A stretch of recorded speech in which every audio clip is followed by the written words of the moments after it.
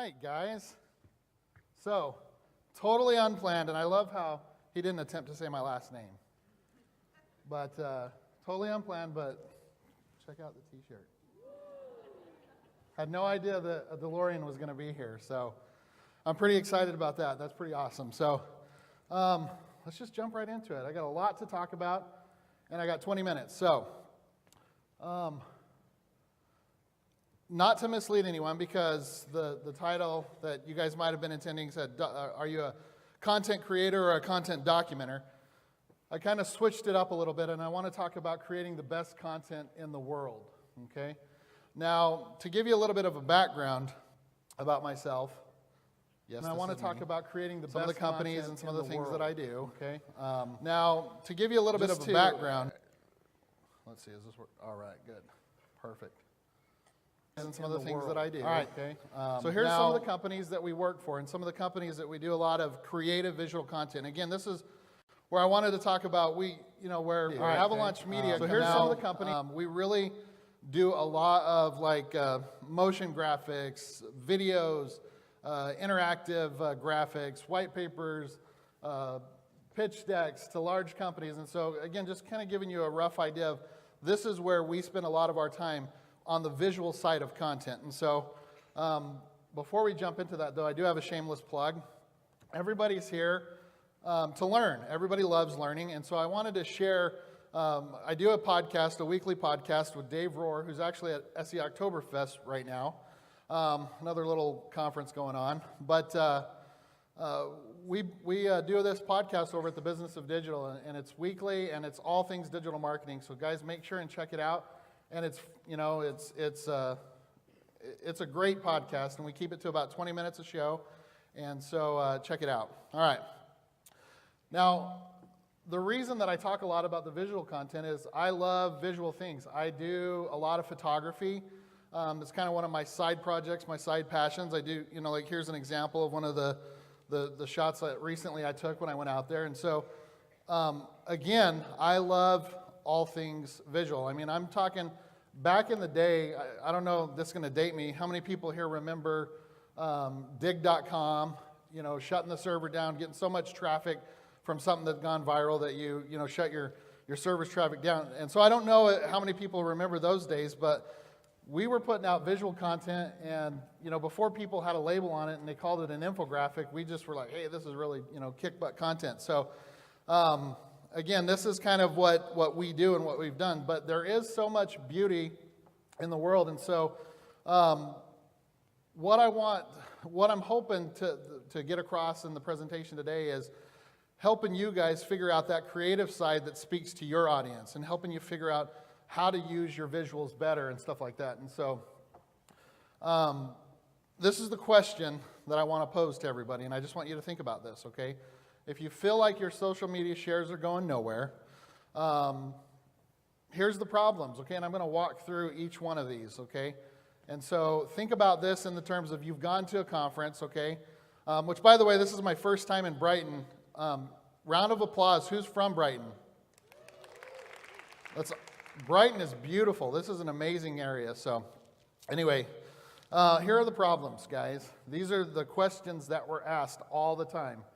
Or as an agency owner, we work with clients and they come to us and say, hey, we need to create more content. That's all they tell us. Or we need to be on all the social media. Or I heard we need to create infographics. I was at a conference and someone told me that we need to create an infographic. So let's create an infographic.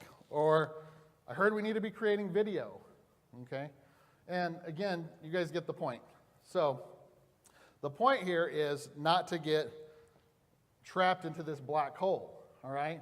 And so what I want to do and help you understand in this presentation is walk you through how you can go about doing those things, but in the right way, okay? Why should you be creating that infographic? What purpose does it serve?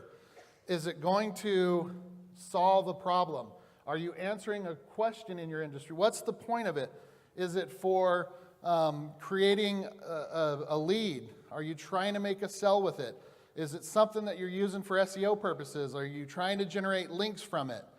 Are you using it for branding or reputation purposes? Are we simply just trying to get a lot of social shares and build up our social proof? Okay, so you need to have objectives with your content. You need to have this part of it figured out. And so here's kind of a path, if you will, for success. Now, this is an example of an infographic that we've done, and this is how I want you guys to start thinking about it, because a lot of times, you know, when you create an infographic, if it's done right, like I loved what was presented earlier. If you guys were here in the first session, he talked about creating a really good infographic. It was a really good one, but the point is, a lot of times people just think, okay, I'm going to create this infographic and I'm going to put it on the site and share it and hopefully, you know, post and pray, as they say. No, that's not exactly the best way to go about it. How you want to go about it is figure out, you have this asset. How are all the different ways that you're going to use it? So you see in this example here, there's little snippets. There's little areas that can be used for different parts of social media or for different paid strategies, or you can use it for different banners.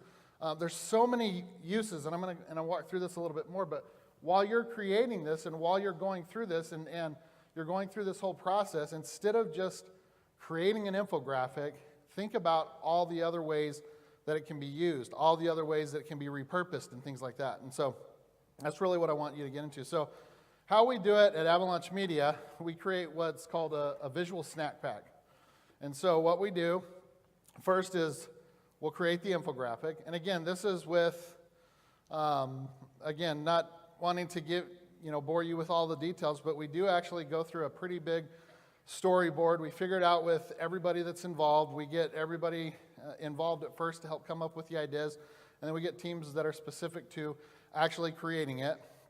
And then once the infographic is approved, we do things with it. We create things like the infogram, for example, like a little snippet that we'll use for our Instagram accounts, or whether it be infogram or Twitter, for example, and Facebook or LinkedIn, whatever it might be. This is just an example.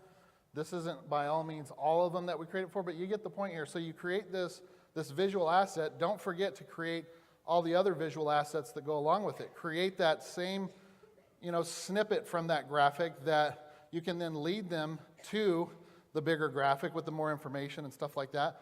But again, it gives people something that's easier to consume, and it gives them the way to consume it on the platform that they're using. So that's, again, fourth is once the infographic is approved, they pick a part of it that they like the most, and what we'll do is we'll just create a quick little 15-second snippet video. So a lot of times, again, I start off by talking about, hey, let's create an infographic, but now you've seen you have so many different ways that this infographic can go. You create all kinds of paid ad, you create all kinds of, or paid ad visuals. You have stuff that can work on, or visuals that can work on Instagram. You have visuals that can work on Twitter, Facebook, whatever you're using, Pinterest. And so think about it that way. So again, getting the most out of your visual content here is the point. And this is what we try to do. So again, if you're working with an agency or you're doing this yourself, this is where you think beyond just that visual piece of content, because it can be reversed the other way. Let's say that you have a amazing video that you guys have put out and people have loved it and shared it a ton. Well, why not go back to it, revisit it, see the areas that maybe people checked out the most, and then create some infographics or static visuals that can go on other platforms with that as well. So again, just thinking about all the different opportunities. So again, we design ours in a way that little sections can be taken out. We even design them in a way that you can cut them up and share them on places. I know that SlideShare, I don't know how many of you know, SlideShare is dying. Sad. 70 million users. LinkedIn can't figure out how to use it. Sad. But it's going away. But there's other places where you can put up your slides. And so you create that side of a visual asset as well. Most important, this is, again, when we're first working with people, I want to make sure we have everybody involved, all the different teams, and even from their side as well, that I don't talk about a lot. But when you're getting all your teams involved, you do have better social media content. But so this is where again, I like to preach this because the thing that I hate the most is, we'll go through and we'll create what we believe is a seriously amazing graphic or some kind of visual asset, and we'll be getting ready to, where we want to talk about launching it and this and that, and someone will come back, and we've spent weeks on it, and then someone will come back and say, well, HR didn't approve it, or the lawyers didn't approve it, or whatever. And so I would just encourage everybody, if you're doing this, make sure you get everybody that's involved. Talk to them and be like, hey, who all has to be involved in the final approval and in the process of all this? And so, again, you just don't want to put in all that work, and then you have to. There's just a lot of issues that can come from stuff like that. It will drive you crazy. All right, my GIFs are working. Awesome. GIF, come on, give me your feedback. I hear both. All right. So, a lot of times people create this kind of content. I really hope I get likes and shares and links and stuff like that. So I want you to stop thinking about that so much. Obviously, that stuff's important, but when you're creating these visual content or these visual pieces, start thinking of what I said earlier, okay? And I'll let you read this while I'm talking about it, but start thinking about the things like, is this piece of content going to solve a problem? Is it going to answer a question? Is the purpose to solve, again, it may be for reputation purposes. It may be that when you create it because you want someone to Google your name, and that be one of the things that comes up. You may using it to push bad, does it may be bad results down? Whatever it is, you have to figure that out first. Your name, and then one of the things execute it instead of just like putting it out there and, like I said, post and pray. So, really good article. Definitely check it out on this Newscreed site. So it's just the insights.newscred.com. Really good article. Definitely check it out on this amazing Newscreed site. I wanted to share some campaigns that I write. So again, I'm just going to go through these really quick. You guys can check them out later. Amazing. The traditional ways of content marketing, again, certain people. Like one of the things we talked about in the other presentation that was spot on. Traditional ways of if you're doing what's always been done, marketing, especially to like the new generations, like one of the things they're not going to like it. They're going to blow through it. So you have the traditional ways about how women, for example, have been traditionally marketed to, whereas something like this was gritty. This was amazing. This was like one of my favorite campaigns that Reebok's ever put out. And so I would encourage you to go and check this one out. And so here's an infographic kind of walking you through exactly what we did. And so just an example of we worked with this group that removes these varicose veins. And so the purpose of this, obviously, we wanted high-level placements. We wanted here's an infographic to educate walking you through exactly what we did, build up our link portfolio. Just an example. And so just to here was what it looked like, and these varicose veins. Just an example of some of the bigger publications that picked it up, like Allure picked it up, which was huge. Here's an infographic to educate, but it had. Here was what it looked like. It really did have like hundreds and hundreds of thousands of links. But what we did was it went so well that we had back and we repurposed it. And we took little snippets out of it. People that we paid attention to the comments, what people were commenting about, or what people were asking so well.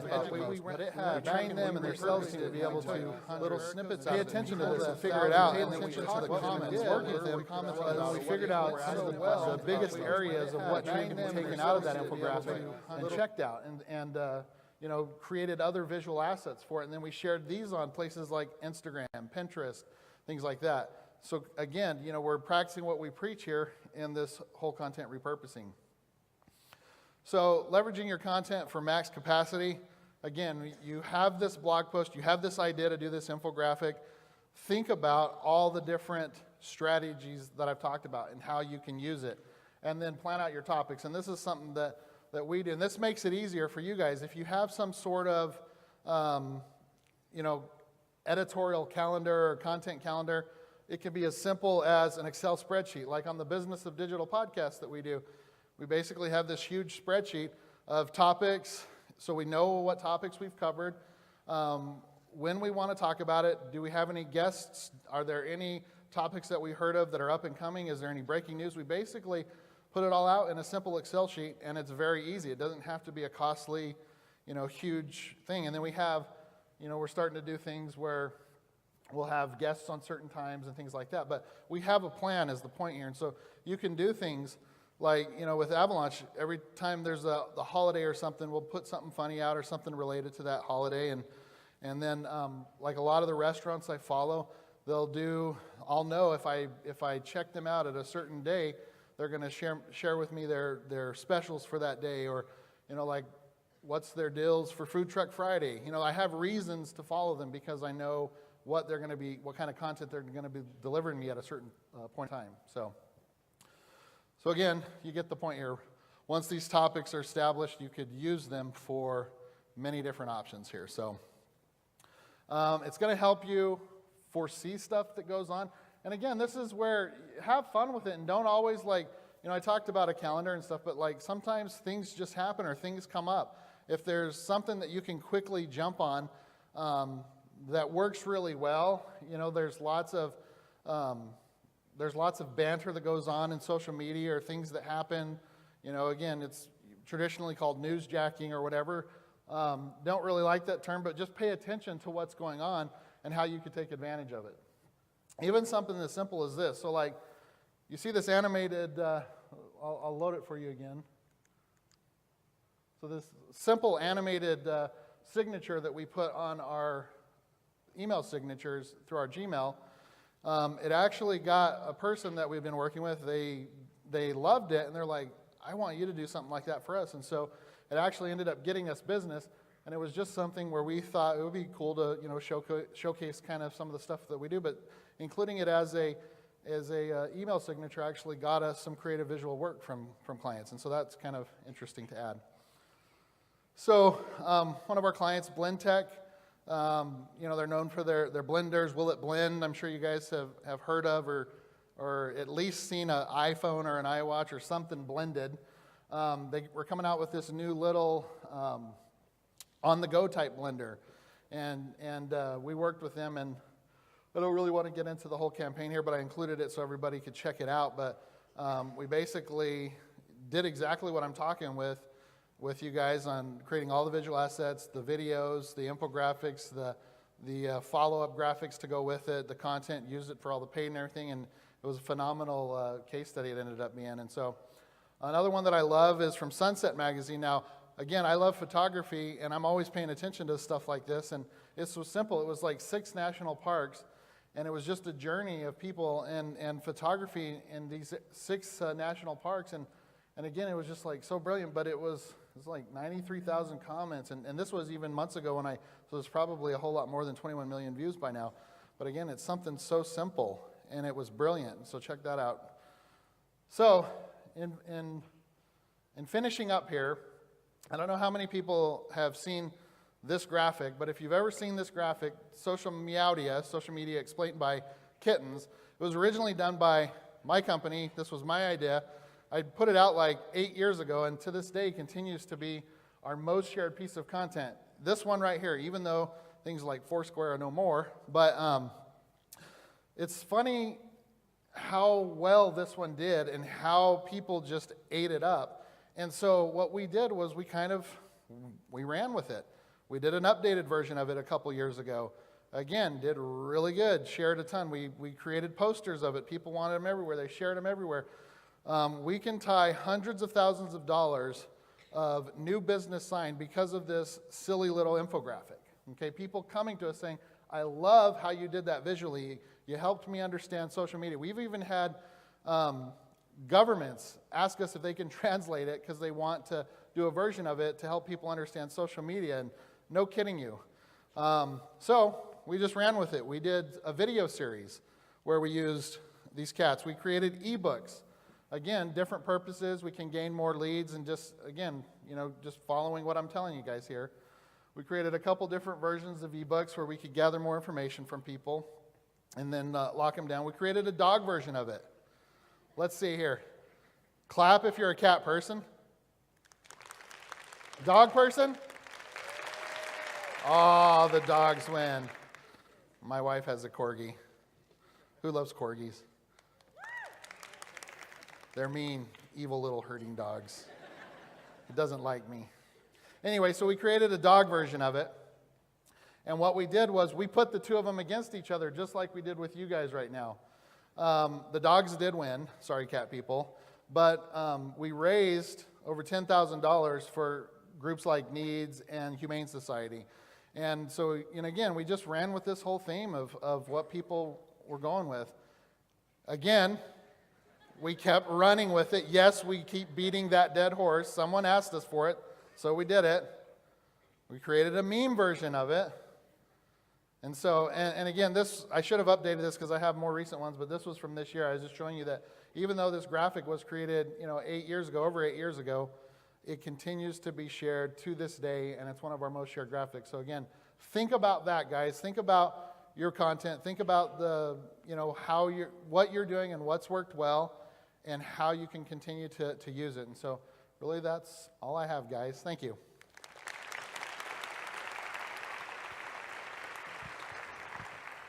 Thanks so much for that, Matt. Really, really good. Okay, so we're on to our next speaker here. We're going to take a slightly different